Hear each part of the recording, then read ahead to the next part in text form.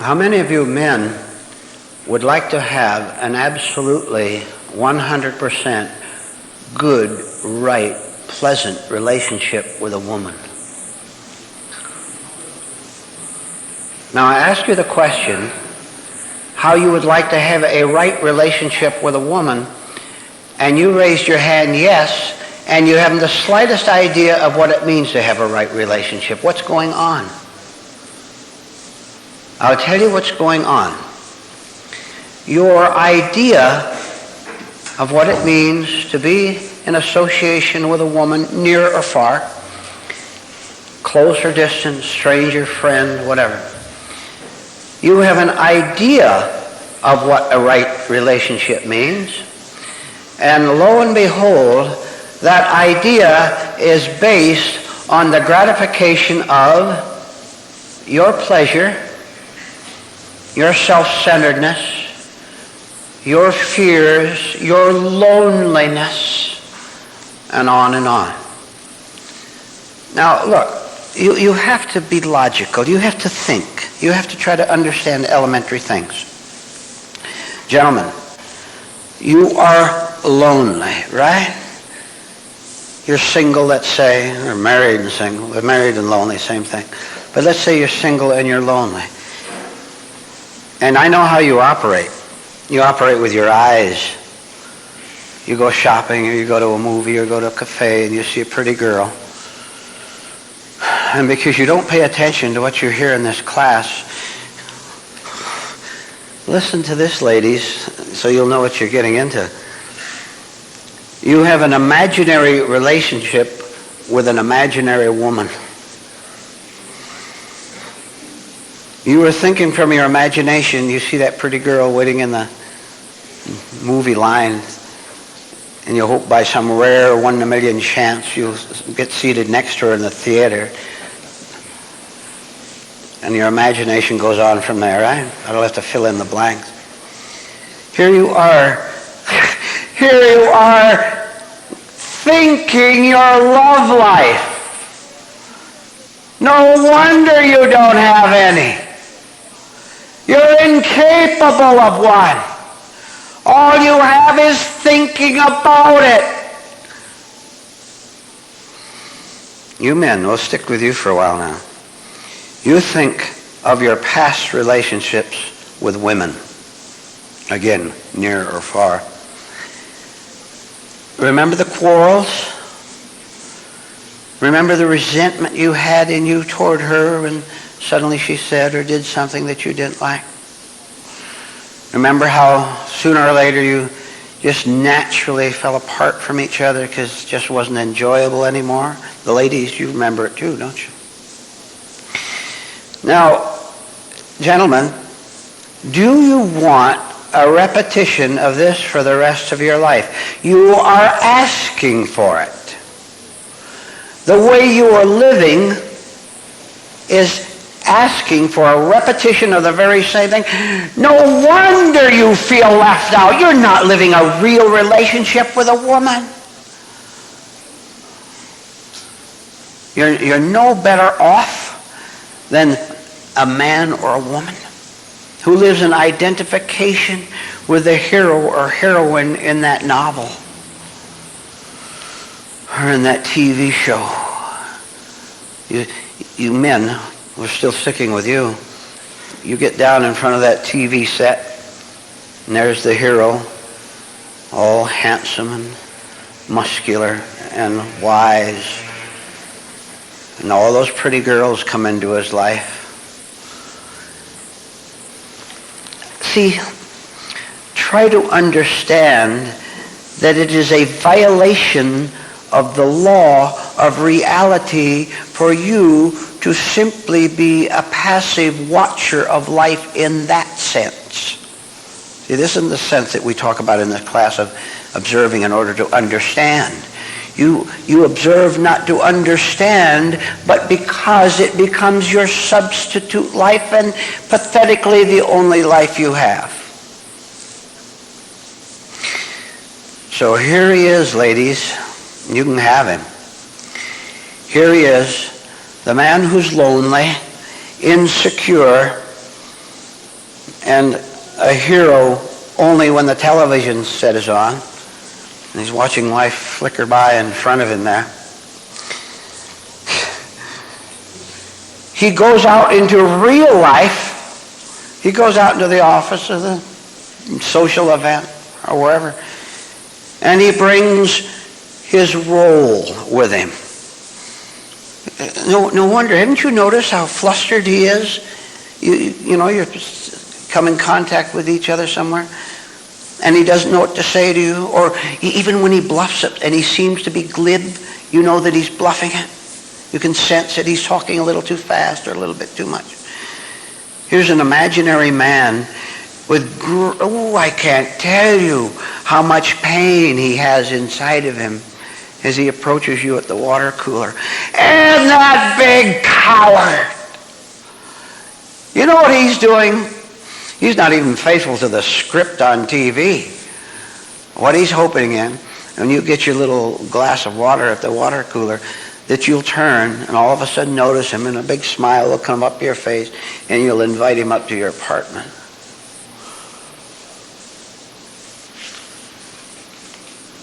No wonder, ladies, no wonder, gentlemen, she got sick and tired of you after a few minutes. It didn't take her very long to see through you. Because first of all, you have no life of your own, nothing that is valuable, nothing operating from your essence at all. It's all memorized. And you get your 10 different heroes all mixed up. Whether it's Robin Hood or George Washington or whoever. You don't quite know which line to give her. So, start off with the fact that you have no idea of what it means to have a right relationship with a woman. You don't have the capacity to understand it or to attain it or to talk to a woman even intelligently. Let me tell you how, gentlemen, I'll tell you how to do it. I'll give you a little head start. To be intelligent toward a woman would be, for example, for you to see her at the water cooler and she's real pretty. And she's shapely, and she's just your type. You'd really like to have her. And you're thinking about sex, of course, under have her. And you look at that woman. If you're intelligent, if you're living from essence, there isn't a single thing in you that desires her. Now you listen to what I said. Wow, she's attractive. She looks sexy to you. She arouses you. And you'd give 6 months' pay just to have a date with her, hoping it'd lead to more than just a dinner. You'd give anything. All right, now we're assuming, it's a pretty broad assumption, that you are beginning to wake up. You are beginning to want your life more than you want that woman. You want to be true. You don't want to be her slave, which you are when you lust after her like that. So, being wide awake as you come from your part of the work room up to the water cooler, and there she is. Wow. Now look, of course, you look at her, and physically, she's an appealing woman. Right? Attractive, nice. Everything right? That part is physical. Okay, we understand that. You walk up to her, and you remember the lessons in this class, and a no 10 times as high as this building comes into your mind. And of course, in later stages, you don't even have to say no. It's built into you. But already, you're beginning to say no to what's going through your mind, to all that weakness, to all that simpering, to all that desire. You walk up to the water cooler, and believe me, now you listen. You don't think this is possible? I am telling you, it is and it must be if you want to be a free man. You walk up to that water cooler, and I'm going to have to use certain words that aren't quite right, but they would get the point over better, so I'll use them. And I think you'll understand what I mean as I use them. There she is. Wow. And you walk up to the water cooler, and you're so wide awake. You're so fully living with yourself. There it is now. You're 2 steps away now. And you are so free of the past, of yourself, of the TV movies and all the romantic books you've read. You're so free of it, you have almost, and here's the word which isn't quite right, you almost have disdain for her. Because you know absolutely marvelously that when 4:30 comes and work is through, you get up and you close your office door and you put your papers in the drawer, whatever you do, and you walk out of the office building, you go down to where your car is parked, and you just go home or go to the cafe or go wherever you go without any residue at all of what went on at 2 o'clock in the afternoon in that office building. Can you see the difference in that and the way you are now? You'll have difficulty. And the reason you'll have difficulty is you're so completely unaware of what goes through you all day long, including when you meet the woman at the water cooler. See, in this you can begin to see how trapped you are, how weak you are, how you'd give anything for a smile, and you do. You give away your opportunity to be free of your own slavery, which the slavery is not in that woman. I don't care how sexy or attractive or friendly or pleasant she is. The slavery is in you. So let's go back to the water cooler, and you walk up to her. Now here's the beauty of it, gentlemen. And the ladies are following this too. They've been through this many times. You go up to the water cooler, and what you want is a glass of water.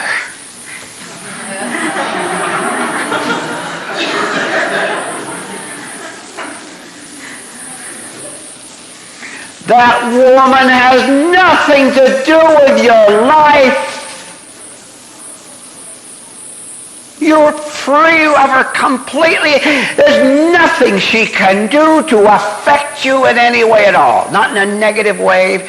If she turns around and gives you a slight little ignoring look, that doesn't mean anything to you. Or if she turns and gives you a slight little smile, a little come-on smile.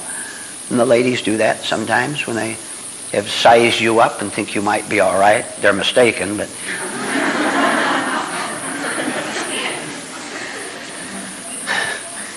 You see, here's what we're saying.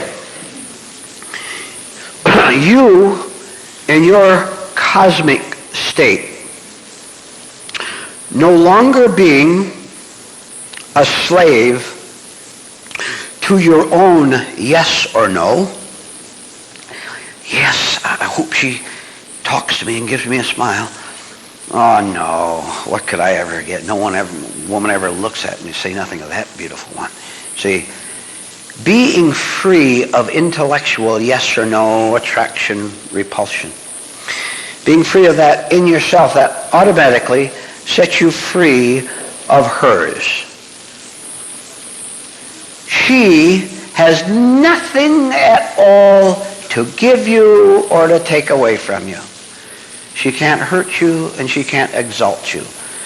Now, this is the reason, because you lack this state, this is the reason why, and this you attain a spiritual nature. There is no way for anything to happen except what I just described, where you go up there all hopeful. And have you ever noticed how hopeful you are that another part of you is groaning and saying it isn't going to happen? Gentlemen, answer it to yourself. You know you've done that. And look how complex it is to you. Not to the explanation, but to you.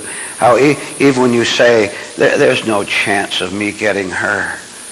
Wow, I'd sure like her, but I have no chance at all with her. See what you've done, and we discussed that very recently, where there is an I in there which takes as its refuge the rejection which you've already put in your mind before she's even rejected you, which she probably will do if she has any sense. So she has nothing to do with your reaction at all. Only you have anything to do with it. So here you go. Living in a state of hope and anxiety. Where there's hope, there's always anxiety, right? Now let me tell you, gentlemen, that there is a better way to live than this water cooler inner game that you're playing all day long in one way or another. Even if there's no girl around, you have an imagination. You can picture, remember that girl you met 5 years ago and you had a very brief encounter with her down there in the supermarket or at the party, and she appealed to you very much then, but you've never been able to forget her? By the way, let's go into that a little bit. I've talked to you ladies about broken hearts. You men have hearts that get broken too, right? Because you're asleep. If there's any residue, gentlemen, in you over that broken marriage, or broken romance, or, here's the best kind, or that girl that you almost had and she slipped out of your grasp, you would have fought in 2 weeks. But you, in your romantic daydreams, always think, if it had only been that one, if I'd only got her. And again, you have to be very aware how this is going through your mind. You know, look, you can't go out of the house without meeting a, attractive man, maybe attractive woman. Unless you can watch your thoughts as you see everybody, you're going to indeed have to repeat the repetition of your experiences in the past. Now, there's another thing. It makes absolutely no difference to any of you here in this room or listening to this tape what your present state is regarding a romantic involvement. What I'm saying is, it makes no difference at all. And it had better not make any difference whether you have a man in your life or whether you have a woman in your life or whether you have absolutely no one in your life. Why do you take the place of reality and say it should make a difference? It does make a difference. It must make a difference because I'm lonely. And I want someone of the opposite sex in my life. I'd like to have a nice man. I'd like to have a nice woman. How you dishonor God. How you put your own thoughts first. How you claim that you know what is best. You see, far too many television shows of romance in which you're quite sure, absolutely sure, that there's just the right woman or man for you. Now, let's correct that instantly and forever. So that whether you're all alone or have a man, husband, boyfriend, whatever, girlfriend, whatever, let's correct the situation where you are right now, which is the only right, intelligent, certain place to change it. Now, you know better than that. You know that if you say, I'll be happy when, that you're not going to be happy. You've tried that. I'll be happy when I get him, when I get her, then I'll be happy, then I'll have it. You know it doesn't work that way. So look how beautiful truth is when it says, sir, lady, you start in exactly the situation that you're in right now. Yes, with all your misunderstandings about the opposite sex and about you in relation to him or her. Start exactly where you are with your loneliness, with your yearning, with your wanting I know, listen ladies, I know this, and you know it too. I know, ladies, you want to be held physically, psychologically. I know that. All right. We're not talking about that now. We're talking about you being 100% purely in your present situation, as desperate as it is. Now, I know how this is going to sound to you. It's not going to sound romantic at all. But that's the trouble. You won't want romance of your own definition instead of truth.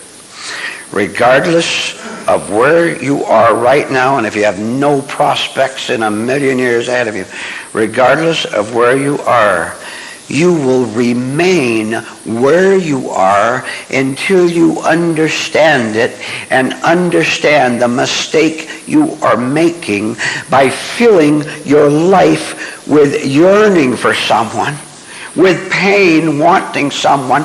Since when is it right to be in pain or agony over anything? You know it's wrong. So why are you deliberately breaking a spiritual law? I'm so lonely. I did have a man, now I don't anymore. Things like that. Now, if there is a rare man in this world who comes along, let's say there is a rare man in this world who comes along, and he does everything that we've talked about. That is, he sees how he's been on the wrong track. And he can go up to the water cooler wanting only a glass of water, and he's quite aware of the woman's physical presence. When he walks up to her, being in complete command of himself, we now have to enter another situation concerning the woman. There are some women in this world who want the truth, and there are other women in this world who despise the truth, who hate it, who want nothing to do with it. And those women have husbands, women who despise the truth and decency. They have husbands and boyfriends who also despise the truth. Like attracts like. The two go together. They're attracted to each other. Hatred is a unifying factor. It brings you together and keeps you together. Now, let's take a woman who maybe she's been through an awful lot with men, and she's beginning to suspect that there was something wrong with her. You know how it was, girls, at 18? You know, everything looked great.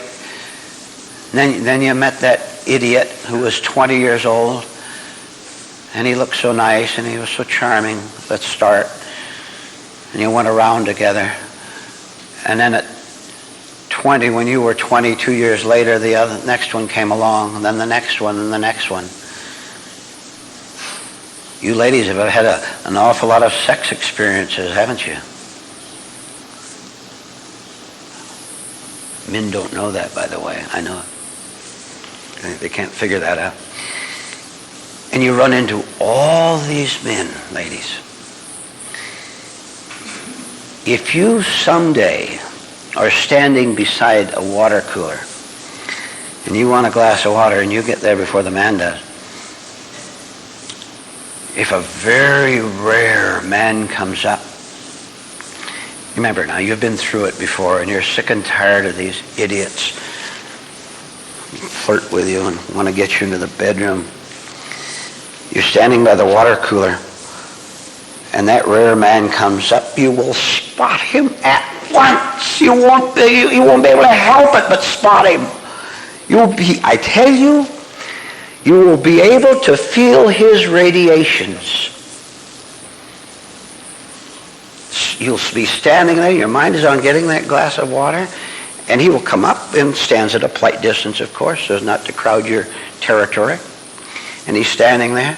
I will tell you that a sensing of his strength will go through you. And you'll look up and you won't understand what's going on at all.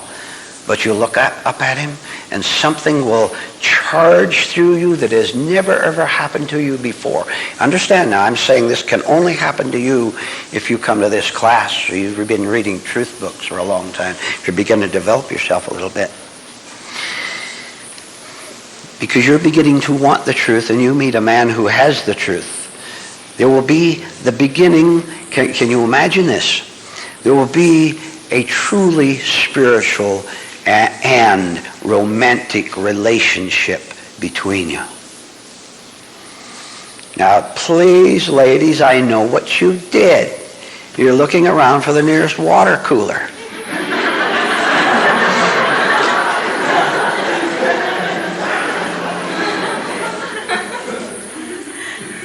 It's going to be crowded around there downstairs.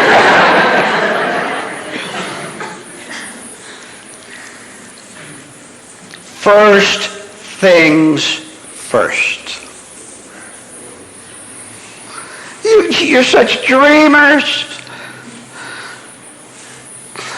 In your state, you could go up to the water cooler and a gorilla could come along and you'd say, is this it?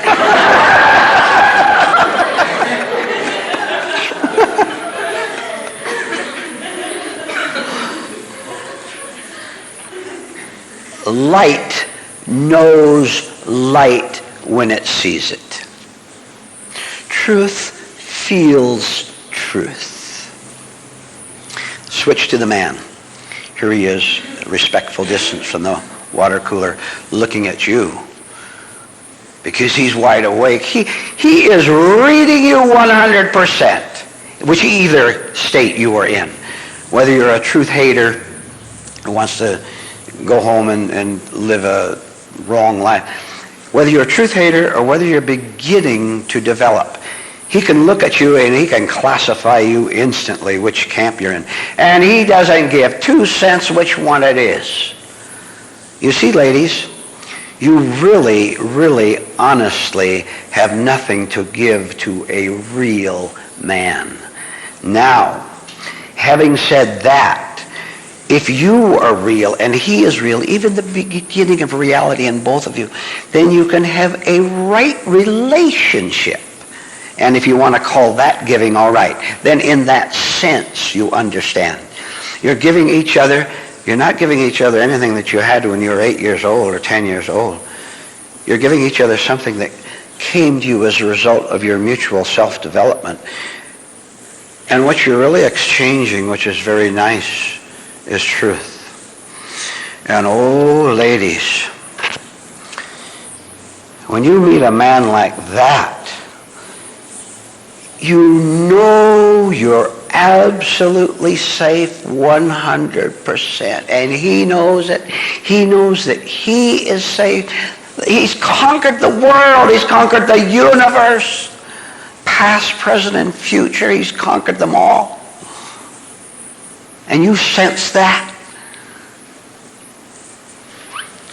And you, in relationship to that real man, undergo a character change, a natural, right, beautiful change inside yourself. Because, to put it very bluntly now, you've met a man for the first time in your life who isn't a phony. And you were so absolutely delighted to be pleasant. You want to be, your heart, for the first time, your heart wants to be pleasant.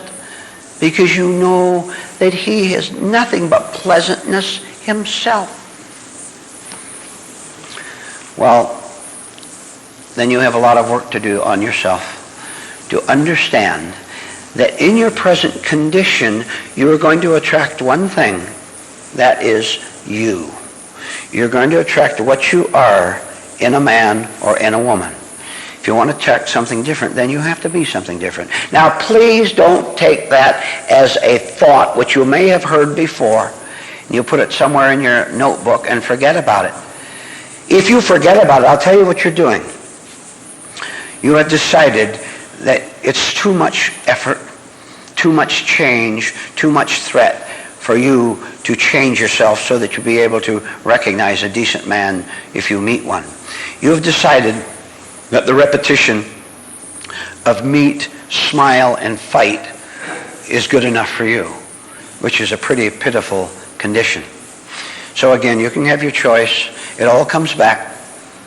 It comes back to what you yield to. If you yield to your old nature, it will increase, and you'll be increasingly unable to meet a man or to understand a man or even have a right relationship with him. If you fight with yourself, you'll fight with him. If you want to not fight inside yourself, which truth will do for you, you're no longer fighting in yourself. Then when you meet a man, oh boy, ladies, you no longer want to get away with it. You will say to that man, listen to this, pretty strong stuff. You will say to that man, you can do anything you want with me. Do you know why you say that? Because you've developed yourself to the point that you know there's no way on earth that man can ever do anything bad to you. He can only do good to you, and you know it. Would you like that experience, ladies? Would you like that experience, gentlemen? Well, triple your work on yourself, and you can have it. What will it take to get through to you men that there is a right way and a wrong way to have a relationship with a woman? To have a relationship, and listen to this, which is not just okay, not just getting by, but which is an absolutely 100% right, and I mean 100%. What's it going to take to get through to you that there is a way for you to have such a relationship with a woman? Now, I'll tell you what it is. You are going to have to understand that in order to get along with a woman, and I'm putting it in that minimum way because it's the common way to put it, to get along with a woman, you mustn't think about her at all. Now look at already where you are. You already don't know what to do, and I know you don't. A man handed me a note, one of you here, and I've really forgotten who it was. And I just glanced at it very briefly. The note said something like, I'm not getting along with my wife. She annoys me. And I think it also admitted that maybe he annoys her too. In other words, there's a wrong relationship, a quarreling. And I'll tell you what this man and you other men are doing. You poor, pathetic males. You don't understand anything at all about spirituality, about women, about yourself, about any type of human relationship at all. You just don't grasp it.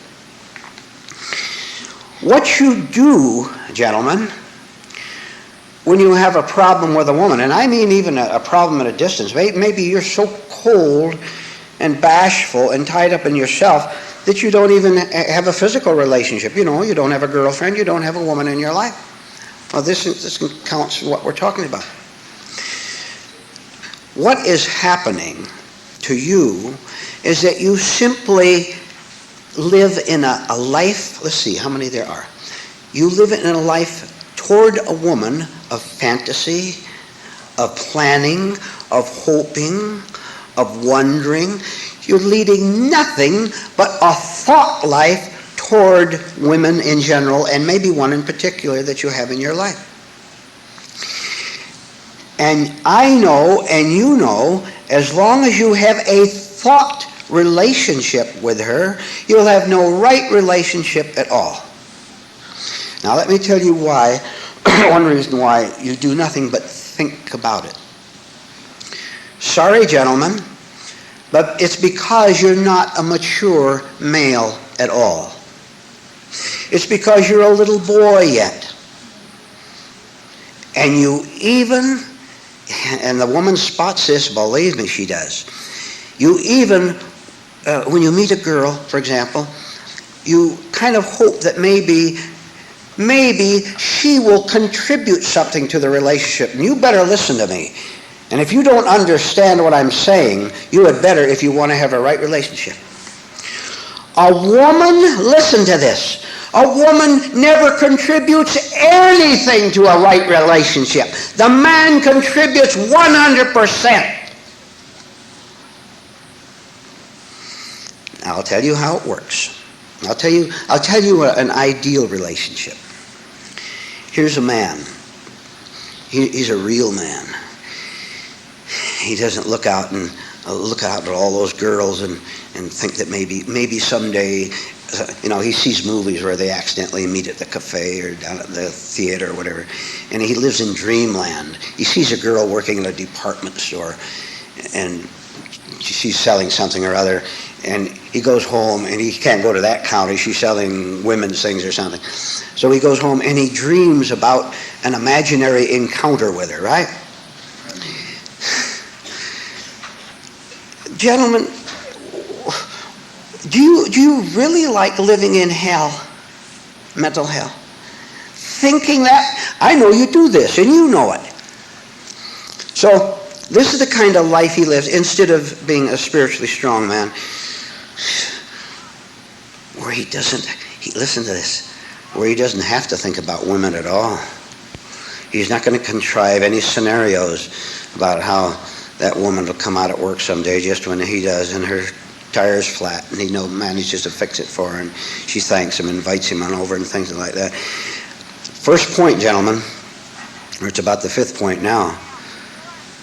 You had better catch yourself living in fantastic romances. And don't you think that just the women do that by buying love story magazines down at the drugstore rack?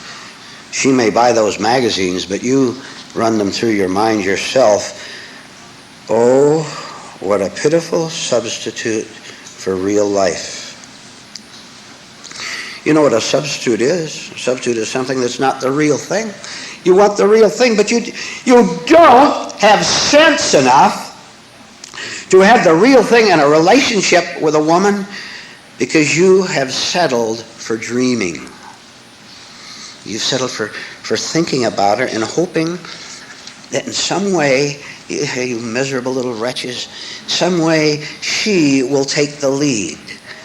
In a right relationship, there is no personality lead either by the man or by the woman. When there's the meeting and the brief romance and the inevitable fight. Let's look at that a little bit. Human personality is based on thought. It's based on aggressiveness. It's based on desire. It's based on dreamland romances. And it's based on you thinking that maybe fortune will turn your way. Something will happen, and you yearn for it all the time, but it won't happen at all. But I want you to notice, gentlemen, I'm talking to you now, I want you to notice when you have all these desires toward meeting a nice girl and going to bed with her, I want you to notice the kind of a condition that you are in while all this aggressive personality desire is moving forward. And if you have learned anything in these classes, you will learn that that is always a state of fear. And here's why. Whenever you want in a woman, in this case, and you picture yourself going out and getting her, you know in your heart that nothing is backing you up. All you have is what you have. All you have is a desperate wish, and it's so often dominated by sex, right, men? I'll nod your head. See, you're even afraid of the word sex. You're ashamed of it, which is foolish. Afraid of a word. It's dominated by sexual feelings and feelings that there's a nice program on TV tonight, and it'd be nice to have a girl alongside you, and you're having dinner together and having a nice time, and then sex afterward. You always put that somewhere afterward. You don't put it first. You put it afterward because you want the dream to last as long as possible. See how tricky your mind is? later at night, 10, 11, 12 o'clock maybe. This sensing that there is nothing in back of you to give you the wisdom, to give you intelligence to go and talk with a woman rightly, this feeling of inadequacy is true, and you know it. There is nothing in back of you. Now, let me tell you, we're now going into something that is extremely high spiritually and coming down related specifically to boy-girl relationships. You sense in your daydreams toward a woman that you're all alone. You know you're not going to go anywhere. You have no confidence at all. All you have is a fantasy self projecting itself out into a fantasy world. And when you put two fantasies together, would you like to guess what comes as a third result? A fantasy. More agony over it, more understanding what you're doing to yourself, but you just can't help it. You can, but you're lost right now, and you haven't been here long enough, or you don't pay attention to your lessons, so you don't go on from there, but maybe you can start today. Now, the very thought that you have no real confidence, that very thought betrays you into you saying, well, if I don't have it, then I will get it. I'm going to read positive thinking books, and I'm going to practice being bold toward women. I've been afraid to pick a woman up. I see other men, your army buddies, and they go out, and there's 8 or 9 of them standing around, talking around the barracks there, and how they picked that woman up. They slept with her, and then the next woman. You understand that 9/10 of that is lies anyway. But you're jealous of them. You're shy. You wouldn't know. How do you talk to a woman? What do? You don't go up in the street and say hello. It's utterly confusing. So you go back to your dream world. But if you persist in thinking that you can make yourself different, then you'll make a mistake that when you get hardened, there's no hope for you whatever as a human being even. To say nothing of being a decent man toward a woman. You're sunk, and here's why. And now you girls start thinking about what I'm going to say next, and you men too. You will then become a man who, through certain knowledge of how women are, you can go out in that world and you can actually succeed in picking up women left and right.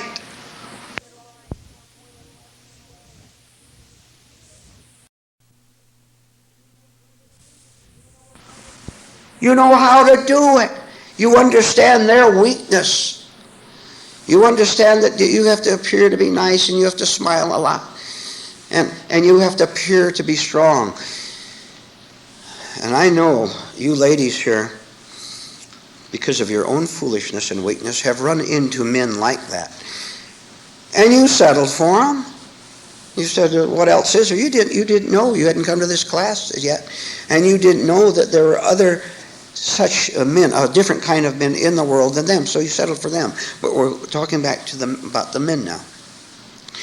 So you men who feel inadequate toward women, and you'd like to meet one, you don't know where even. You'd like to meet a girl and have a nice relationship with her. You see what you're doing, besides all your jealousy and your frustration, sexual frustration and all that. Do you see what you're doing wrong? Obviously not, or you wouldn't be where you are today, the level you're on today. What you're doing is counting on thought, schemes, plans, just as the woman chaser does out there and succeeds with. We are saying that if you want to be a spiritual man first, if you will put that first, then all else will indeed follow, which will be complete conquest of every woman on earth, listen, don't you twist it. The devil in you will want to twist it, I know that. Complete conquest over every woman, but listen, that's only because you have a complete conquest over every man. Every event, every financial event.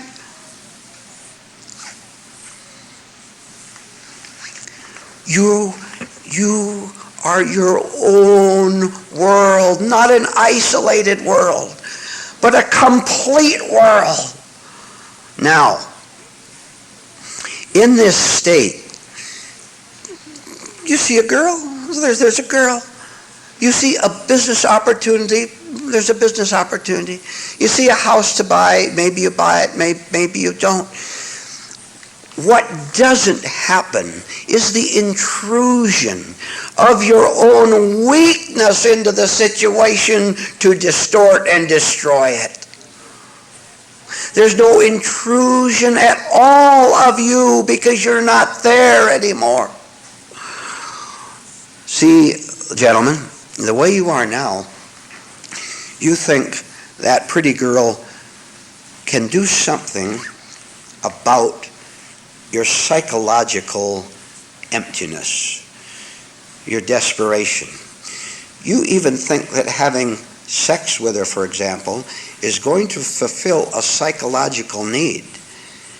And every one of you in this room who's ever had sex in your life, you know very well how it did nothing at all for your mind. You had the physical action of it and the thrill of it. It didn't do a thing for your true life, did it? Not a single advancement. But now you're caught up. You're caught up in the distraction of that. And you say, just as if someone else takes a drink, you say you take sex, and maybe in some way it will help. Now see, you have to go through all this. You have to toss out the junk thinking so that you arrive at that state, this state of wholeness. You never again look out into that world with hunger because you've done that long enough. And there's a nice pretty girl over there. You're walking down the street and your intellect says that's a pretty girl, and that's as far as it goes because you can recognize there's a pretty girl, a girl you'd like to have or whatever. And you keep going down the street. You don't let your life be stolen like you used to do. Now just suppose, gentlemen, that you were different.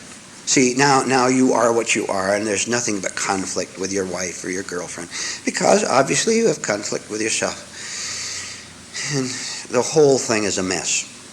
Just suppose that you began to climb the spiritual mountain and lots of things begin to fall away from you, and where the space is left empty, something else comes down into it. You will be delighted and astonished at how your pain, which you keep hidden from everybody, including yourself, gentlemen, you'll be surprised how your pain toward women, thinking about them, anything, your pain toward women begins to decrease and decrease. 1 month a little less, the next month a little less, until it's gone altogether. This is because, gentlemen, you have reached a state in which you can call it spiritual indifference. Oh, believe me, you know absolutely that woman has nothing to give you. Therefore, why are you going to approach her? There's no need to approach her. There's no need to go into your little tricks and your little games of smiling and talking about her interests. So she'll fall for it every time, of course. She'll think that you're really interested in her because you talk about it, but you're playing your game and you know how gullible she is. She'll believe it. See, there's no need for you to sell yourself like that anymore because you know absolutely, gentlemen, even if you get her, even if you have her, you're not going to get anything at all that counts in eternity.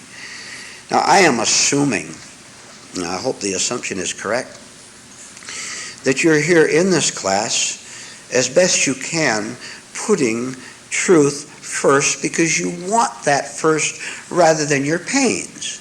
Now you can connect this with your pains with the marriage you're having or have had, because that's still living over in you and making you feel guilty.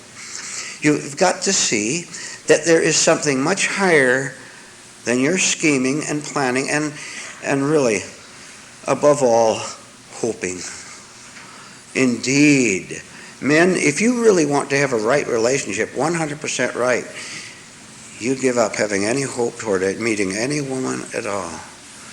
Because it's not the woman you really want anyway. Look, let me tell you what's happening. Sensing your own weakness, your own pain, you say to yourself, I want to be strong. There's something right about that too. You know, if you're weak, you want to be strong. But then you do the wrong thing. And you think that the companionship, I mean, look, for example, you go out to a party and you meet a girl whom you call charming. And she's putting on her charm, of course, because she's at a party. Maybe she wants to pick you up. And so you go out and meet her and you say, there is my lifetime of bliss.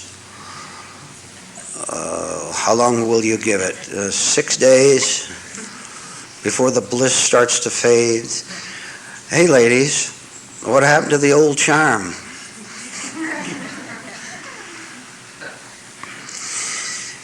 Finally, men, it gets through your very thick head that woman can't do any more for you than that $20,000 profit you made on that business deal a couple weeks ago. That woman actually can't do any more for you.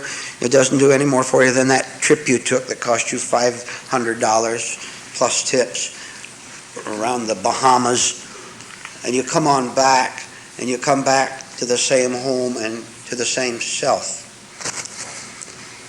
So finally, men, you begin to classify women in the same classification as a financial deal or a trip to the Bahamas, in the sense, the right sense, that nothing, no physical movement, no eye movement, no self movement can ever take away the pain of weakness. Why do you think you want to chase that woman? You kind of hope in your delusion that somehow it will give you something new and lasting. And you had better face the fact right now that it won't. I told you that one of the biggest problems, and you had better understand this, is hope that next time it'll be a little different, it'll be a little better. It isn't going to be any different, any better, because you're the same person going out into it. Maybe you understand that. Now, where are we now? Where are we left? I'll tell you where you are. You're at the point where you had better come into this classroom with a different kind of a mind than you have come in here previously. You had better go home and you had better take those tapes and listen to those tapes instead of watching television, instead of reading all those foolish books or magazines. You had better go home and put more time into that, into giving your mind right ideas so that it will turn into something higher than ideas. And you had better make up your mind that the one talk you heard here very recently is of overwhelming significance and importance to you. Of course, in relationship with women, but in everything else. And that talk being that you have to put truth first. You have to say to yourself, now let's see, I heard a certain truth that wherever I am or what I'm doing, I'm going to be aware of it. So when I go like that with my hand, I'm going to know I'm doing that. And then I'm also going to see why I'm doing that. Well, one reason I did that, one time I did it, is because someone was looking at me and I felt a little nervous. And so in order to make them not see, so they can't see that I'm nervous, and to sort of appear casual, I'm sitting here relaxed, I'll go like that, and I'll kind of look over there like that, as if I'm kind of nice and relaxed, and I'll fool them. So the why of look, Look what a simple thing it is to go like that. Think of all the gestures, the thousands of gestures. Then go on from there. See all the things you think about. Gentlemen, I am telling you how to have a complete right relationship with a woman by doing that and knowing you're doing it and knowing why you do it. Now on to the woman's side. You finally understood it. There's no point writing notes to me about having fights with your wife. There's no point discussing things, saying, well, I meet a girl and it's all right for a while and then we fight. What can I do about it? You see, you want to kid yourself into thinking that you can do something about it. All you can do is cease to do something about it and go through the agony of seeing that there's no actor there. That act does not produce an actor or an actress, but is simply a movement that you've called yourself. If you see that, and watching that will help you, then something else will happen. Now, and here's one of them. Women are watchers, just as you are. They look around and they're sizing up the room and they're looking at the man that they'd like to have a relationship with. And they look around the room and they look at your dazed eyes sitting there and they see you caught staring down at the floor, your mouth just a little bit open like that. And already, girls, haven't you crossed him off your list? And then she goes to the next man, and he's got a gloomy look on his face, gloomy and defeated. And you know, if the 10 world's most funniest comedians were to stand in front of him and do their act, he'd just stare at them like that. Nothing can crack his face open into a smile. And in growing desperation, girls, you keep going around the room. I'll tell you, I want you to know that there is such a thing as spiritual contact between a man and a woman. It actually exists. You don't know what it is, but it exists. And it happens when a woman looks at a man, not reverse. It happens when a woman looks at a man and she comes to the 50th man in the room. Well, no, there has to be 10 million men in the room. Poor ladies, you have to go through. Oh, it's a long ways. So she gets through all those 9,900,000, whatever the figure is, and she finally comes down to the 10 millionth man, and her eyes are going like this. She looks at him, and then she's been doing it so mechanically so long, you know, she's like that. She's catching him, and she goes by, and she gets way over here, and then she goes, whoop. Oh no, couldn't be. She goes like that. Was it? Pretty soon, gentlemen, she starts to get entranced. There's something in her that's stirring, that's never stirred before, never been awakened before. Oh, is she going to watch him now? And she keeps watching him. And his face doesn't go into a mechanical laugh. His face doesn't go into even tears. And I don't know anything more repulsive than a crying man, by the way. But he maintains a kind of expression which she doesn't understand, but which she knows, her heart knows, is absolutely unique. It's that she's never seen before in the faces of other men. That's how she knows it's different. He doesn't have a silly grin on his face. He doesn't have a hard, angry look on it. And she keeps watching. She says, I'm going to watch him. And she keeps watching him, and do you know something? He knows she's watching him. See? Do you know why? He's wide awake. He knows what everyone in that room is doing. He can catch it, bang, bang, bang. See, you have to go slow like that. He catches the whole at once. He can catch the atmosphere as well as individual cases. So the woman watched him for a while. And she says to herself, you know, I see something in that man that is different and right. And she begins to suspect something that I mentioned at the last talk. She begins to suspect something as follows, that man is never, ever, ever going to hurt her. If they should have a relationship, whether they do or not is not what we're concerned with. But if they should have any kind of a relationship, close or far, she knows that he can't hurt her. He knows it too, by the way. He knew it before she did. But it's not complete. Oh, I'll tell you, you girls ever been knocked around by men? Ever been snapped at? Ever been hurt? Of course you have. That old suspicion doesn't give up easy, does it? It's there all the time. Now, I want to tell you what's happening. I want you to know that this situation I've described is a true spiritual experience. It is a spiritual experience that has come down and simply directed itself toward a man and a woman. It could go other places. It could go to a speaker and his audience. It could go between a man and his wife. It could go in many different ways. But the woman will watch that man and she will be very much attracted to him. And here's a very nice thing. This is so nice. So nice to say nice things. You know, even negative things are nice things because they're honest, but this is a nice thing. What is true and beautiful in that woman is what is attracted to that man. As little of it she has, if she's just 1 ounce of it, that 1 ounce sees that man and is attracted to him. The lights are attracting. He has a lot and she has a little bit.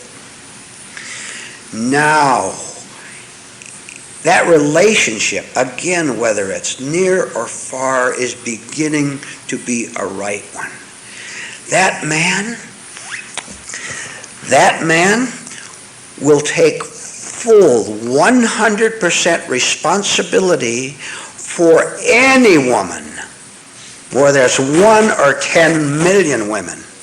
He will take full spiritual responsibility for her, and he will never fail her. It's impossible.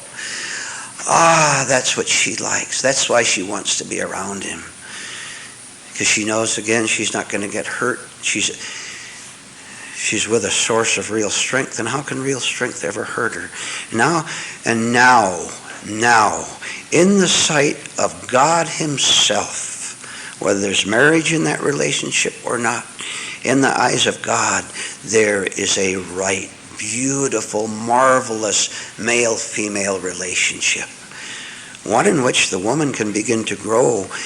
She can grow just by being with the man. They don't have to talk about anything, don't have to say anything, just to be in the same room with him.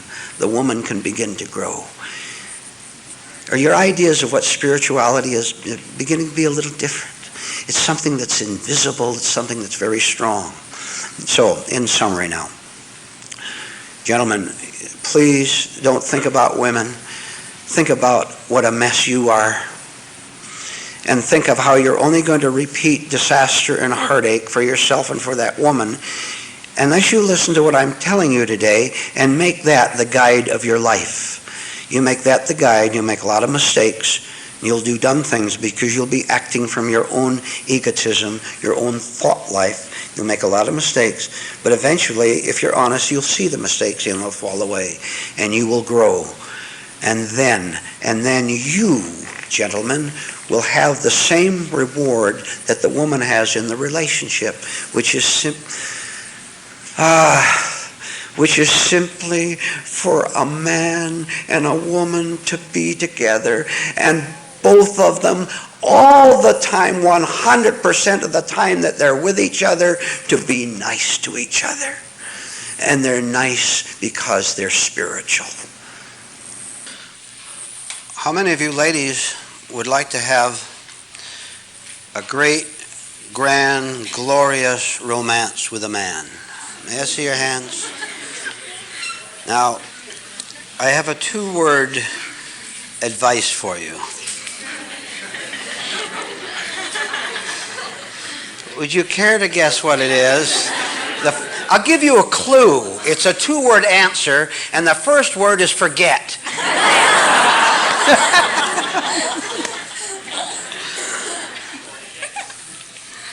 Why? Forget it, because you are the way you are. That's why. And that man is the way he is. That's why. Now, we're going to talk about something that you must see so that you don't go, look, some of you are fairly young. Some of you are old as 40.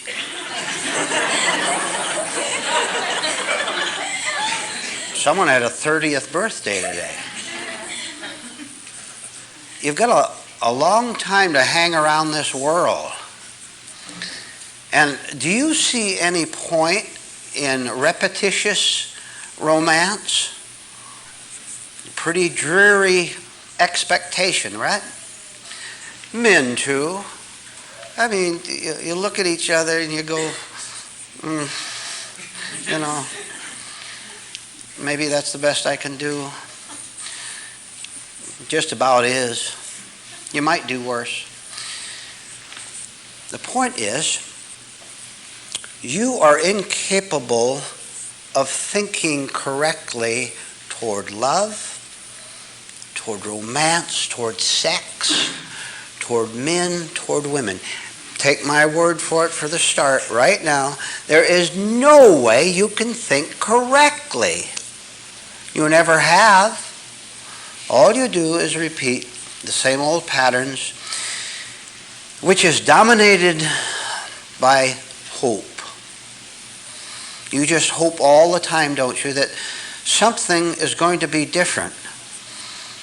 Never considering the fact that for an inner condition to be different, there has to be an experience in your inner condition that's going to make it different. Where did you ever get the idea? I know where you got it. And get rid of it fast. Where did you ever get the idea that any man, any woman can give you something? Where did you get it? Well, from the world, of course.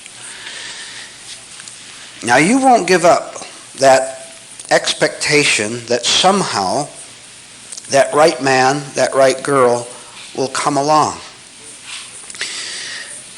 You are so lazy, so wishful to keep your eyes closed to the realities of male-female relations that you won't do what you have to do. Now, there it is. Now, if what I just said goes over your head and out the door, then you have condemned yourself to loneliness. Even if you have a man, even if you have a woman, you've condemned yourself to not be a happy human being regardless of who you meet or who you don't meet. Now, I want to introduce the main theme of what we're going to discuss with the following story, and you'll see how it will help you to understand a very important word, which we'll get to in a little bit. Suppose there's a man and he's walking through a supermarket and he doesn't know what to do with his life, what profession to follow. He's, say, a young man, let's say. And he's walking through the supermarket and he goes past a certain section and he sees a can of food with a famous chef's name on it, which you will do if you walk long enough through a supermarket, right? And all of a sudden it occurs to me, that's what I'd like to do. I'd like to be a world-famous cook.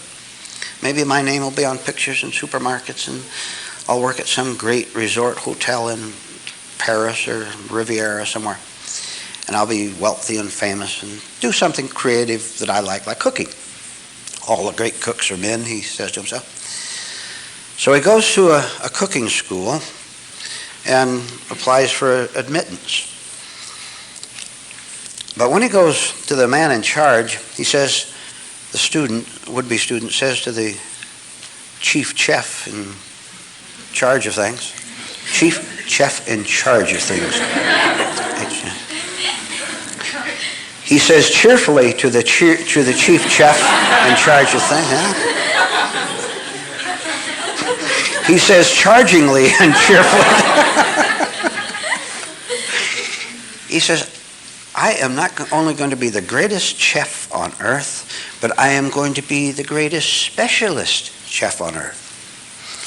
I want to enter your school and learn to become the greatest chef of chow mein in the world. They come along when you relax a little bit. I want to become a specialist all around the world, and I see my name on pictures of jars of chow mein in the supermarket. And the man in charge, he says,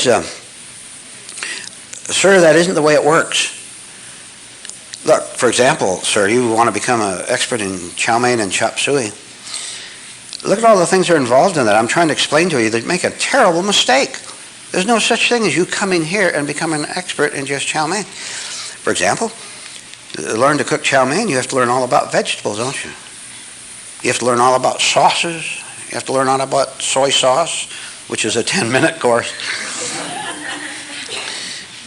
In order to make great chow mein, you have to be able to make great everything else, because the whole thing is all mixed up. Vegetables, you have to learn how to make a salad, because vegetables go in certain ways in certain dishes. So there's no way you can just specialize in doing that. So he goes away discouraged and never becomes the world's greatest Chinese food chef. Here's the point. If you ever see a course or a book advertised, no matter what the price, how to meet a woman or a man and have a great, glorious romance forevermore, forget it. The book is going to be a fake. The course is going to be a fake. And believe me, there are such courses. You know, they call them human relations courses, how to have a happier marriage and all that. Nobody has a happy marriage. They're just shorter $50 for the course is all. They go home and fight. Fight with $50 less in their house now. Now they fight over the $50 that you lost.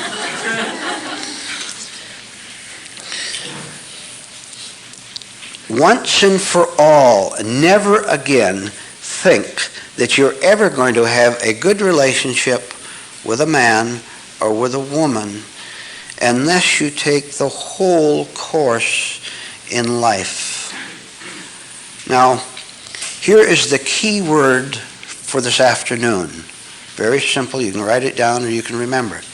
And it starts with a capital A. The word is allness. A-L-L-N-E-S-S. Allness.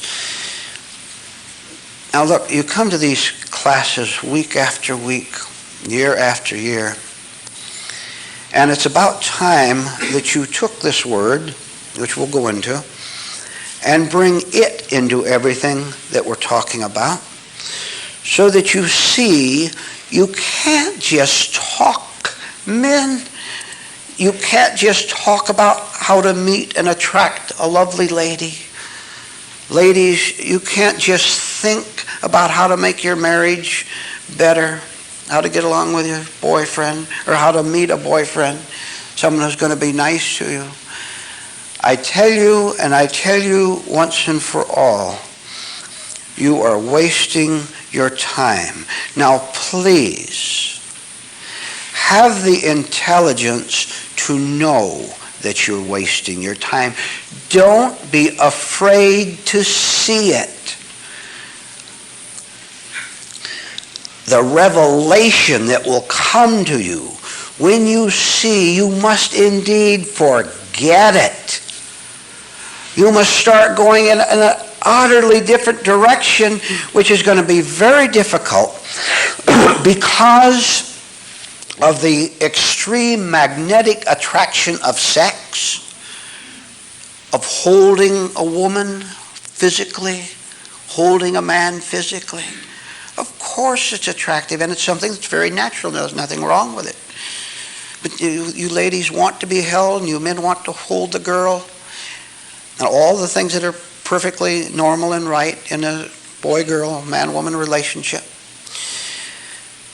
This attraction must absolutely not be canceled out, not be put aside forever, but you've got to suspend your thinking about that, or any contact you have with him or her. You might hold her, you might have sex with her or him.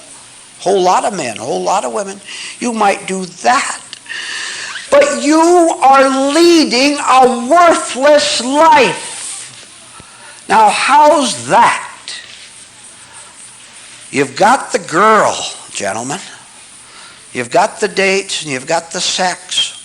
And you've got the nice times together, the companionship. You enjoy each other's company, and you hold hands. I understand that, and you understand that that's not wrong. But look at yourself. Look at how you in your present state are a psychological criminal. Yes. Right where you're holding that woman in bed, gentlemen, you are a criminal. You ought to be ashamed of yourself for what you are doing with that woman, what you are doing to her, what you are doing against her. And you have no idea what I'm talking about. Because you're overwhelmed. You're taken over utterly. I know it. 99 and 9/10 hidden in your mind.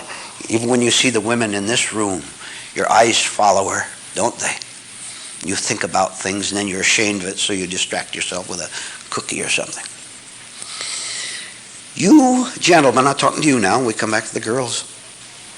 You are a psychological criminal. Now, if you were that, what you do unto her, you have first done to yourself, which means you're not developed. Which means you are trading with her. It's your responsibility. The first responsibility in a male-female relationship is with the man. And she knows that too. And if you don't know that, you'd better come to classes 7 times a week, either in Los Angeles or here. And I better triple your studies until you do understand, men, that it is your responsibility for what happens in there. I'm telling you, it is your responsibility, not hers. Because, just one example of that. If she's a horrible creature, and women can be pretty horrible creatures, if she's a horrible creature, why don't you get up and walk out and stay out? You can't. That's your level. The criminal returns to the scene of his crimes. Look at it. Look what you're doing, men. You have the nerve, the audacity to say, I would like to meet a woman who's worthy of me. Think that one over. And then forget it. I'd like to meet a woman who's up to my standards, who can, a nice woman and all that. And of course, what you're really saying is you want a woman who will do exactly what you want her to do and all that. Here's you, a psychological criminal, and you think in your sickness that you can have a right relationship. Now, you had better, all of you men, right now, you start defining in your mind what you call a right relationship. You write it down, and I'll tell you what you do when you get that paper and pencil. I'll tell you what you'll do. You will lie. You'll put down there what you think you're supposed to put down there. You'll put down all the cliches. Marriage is a two-way street. You're supposed to cooperate with each other. It's a little give and it's a little take. No, I'd like a woman who's pleasant but not weak and things like that. You will tell one lie after another, gentlemen, when you put that list down of what kind of a relationship you want. And then when you write it down and you go out into the world, woe unto any poor, weak-minded woman who has the gullibility to get involved with you. My dear ladies, he's fighting with himself. Do you think he's going to have any other kind of a relationship with you? See, not being integrated in here, not living from the spirit of truth. What has he got to give you except the physical? He can give you lots of sex. He can hold you a little bit. He can talk to you and all that. He gives you that and you are empty. What are you ladies settling for heaven's sake? For your sake, what are you settling for? You're not going to find a man who is lost, who is only a mind and a body and a motorboat on Sundays. You're not going to find a man who can take away your fear if that's all he has. You can forget ever trying to get anything from him except the physical. And a little dinner over TV or something like that. Now, since it is useless to divide life into compartments, don't do it. Since it is pointless to say exclusively, you see, you're looking like this, and you don't see what's out there, down there. You're just looking out there, and you can see what's right in front of you. Since it is useless to compartmentalize life, since you must see the all, never again ask anything about getting along with a woman, getting along with a man. Forget it entirely. Because you're living in the assumption that if you can just get matched properly, that's what you're thinking, just the right match. I'm a nice fella now. If I could just meet a nice girl, there we are, two nice people. You're not a nice fella at all, and you know it. Nobody knows it better than you what you have to give to a woman, which is the last thing she really wants. See, gentlemen, back to you being a psychic criminal, which you are. Women do follow men. That's the way nature made it, and in itself, it's not wrong. Now, when women follow a man, when a woman follows a man, and that man has nothing but the physical and the mental, and he comes home excited about the investment he's going to make or the trip they're going to take, he vibrates with false life. That woman, not knowing any better, that poor woman depending on him to know what life is all about, she follows him. Do you men are beginning to get what I've hammered at several times here this afternoon? I tell you absolutely that you are responsible for that woman. And not just I say so, but God says so, because that's the order of things. So when you, with your neurosis and your madness, and all you can think about is getting revenge, and all you can think about is swearing, and all you can think about is your beer and your cigarettes, if that's all you can think about, what have you done to her? Exactly what you have chosen for yourself. Now, if you want, do you want the woman to be better? Do you want her to change so that when you're with her, she will be a right woman? Then tell her how by being right yourself. Don't you know she watches every move you make? Don't you know she listens to every word and the inflection of it? And she watches your eyes. And when you come home at night from work and you clamp up the steps and throw your clothes on the floor, bounce your shoes around, she sighs because she knows what's coming next. And what's coming next is you. With all your sleep, all your inconsideration. Gentlemen, it is against the law for her to take the lead. It is within the law, a law that you have to obey, for you to take the lead. So that when you come home, when you go to her house, now you listen to this. When you're a right man for the first time, that girl's heart will leap with pure joy, with pure pleasure, with real love, with real affection. Think of the word affection.